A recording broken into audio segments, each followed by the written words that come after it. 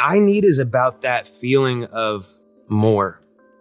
This is not enough. What I currently have is not enough. The place that we are at in terms of culture and our society that is plaguing us, which is comparison. We are trapped in comparison. We have it on our phones. We're death scrolling all day long. We are always seeing what other people are doing. The grass is greener. We are stuck here, whether it's conscious or subconscious. Macklemore, so good to see you. First and foremost, congratulations. It's been 6 years since your last album. Your new album, Ben, highly anticipated, is out now. How are you feeling having this project out into the world? I'm feeling great, Emily, and I would just like to take a minute to compliment your teeth. Damn, you got some great teeth. Thank you. Can I just say? It's that season. It's whitening, in January, every January. It's time. Bro. My dentist will be very, very happy to hear you say that. I had braces for like 2 years. Please share his contact or her contact. It's very impressive. Thank you. Well, we're getting personal now because we're about to get personal about your album, Ben, like we just said. I feel like we know you as Macklemore, but now we're going to see this other side. What sides are you exploring in this project? You know what? I just go into the studio and I make what is on my heart that day, where the music leads me. I think that where I wanted to get with this is back to the present moment of recording. A lot of it was recorded during COVID. I went out to the woods with some friends and made a collection of songs, and COVID continued and the songs, we kept making them. So I had, very different than other albums, I had like 40 songs to pick from to try to whittle down into an album's worth. And that was a process, but it's definitely a personal journey. I wanted it to encompass my multiple sides of my, Gemini ass and just kind of make sure that like everything was represented. I'm also a Gemini, so I feel that. So for your album drop, we got to see Faithful, where you open up about your battle with personal addiction. Why was it important for you to share this side of your life, and why share this story now? I mean, for me, music is medicine. It's my medicine. It's my therapy. It is the way that I channel pain, and I relapsed during COVID. It was about 4 or 5 months into it, and I wasn't tapped into my recovery community, and I relapsed, and that was, I think, the first song that I wrote when I came back from that relapse. I never think of it like, it's important for me to share that with my fans. It's like, no, like it's important for me to share that in the studio as a process of relief. It was actually, we were gonna keep that song off the album, and my wife came in and she listened to it and was like, I want to do this video. What? You're not putting this on the album? This is definitely going on the album, and I want to do a video for it. And Wow. When she said that, I was like, absolutely. And one thing that you've always talked about, or that you've mentioned before too, is that there's this misconception with addiction of it's not being a disease, instead it's a shortcoming. What do you think, aside from that, is a big misconception with people dealing with addiction that you think it's not talked about enough? Oh God, so much. It's a mental health crisis in America right now that's completely tied to addiction. We have a fentanyl crisis right now in America that we are not addressing. These are astronomical numbers of people dying of overdosing, and we don't have the resources in general. So I think that conversation needs to be at the forefront of Congress and lawmakers in DC. A common misconception, I think, from the general public around the disease of addiction is, like you said, this feeling of, well, why don't they just stop? Like, just stop.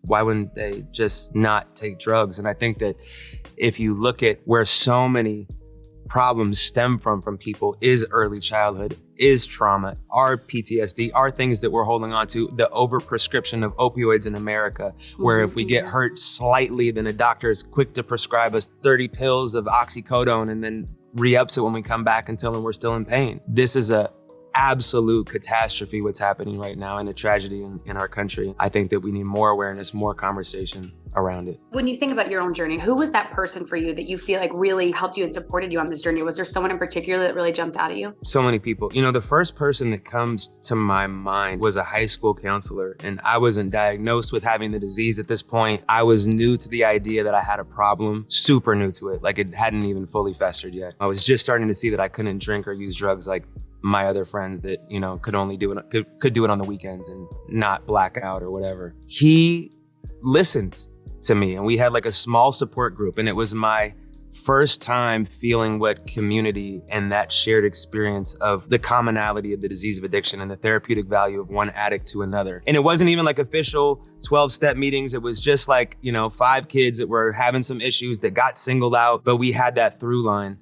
And it was the first time that I felt that sense of community. I've never been asked that question. That's a great question. But that is, and there's so many people throughout my entire, last, 25 years of using drugs and alcohol since I was, 14 years old. They have been very impactful on my journey. But he was the first one. He was the first person that sticks out. I want to go back to the album for a second, because the first one I heard, I Need, an instant favorite. So good, but it also has an important message behind it. What was your intention with this song on the album? Thank you. I haven't talked about I Need yet. Yeah, I like I Need a lot too. I think that I Need is about that feeling of more.